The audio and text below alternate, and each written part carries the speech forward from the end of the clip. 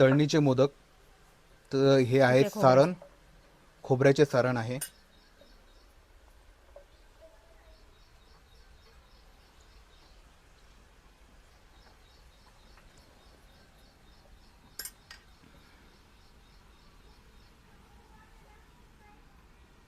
तळणीचे मोदक तयार झाले, आपण आता ते तळून घेऊया.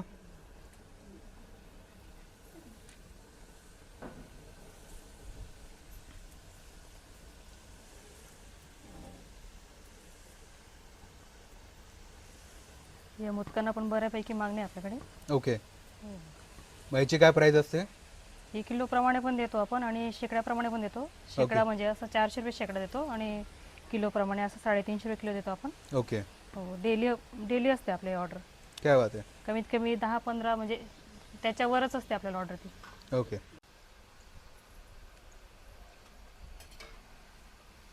तर बघू शकता आपले तळणीचे मोदक तयार झाले.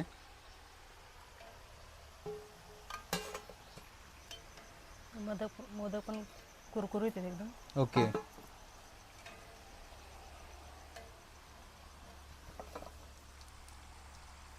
असे मस्त गुलाबी गुलाबी झालेत.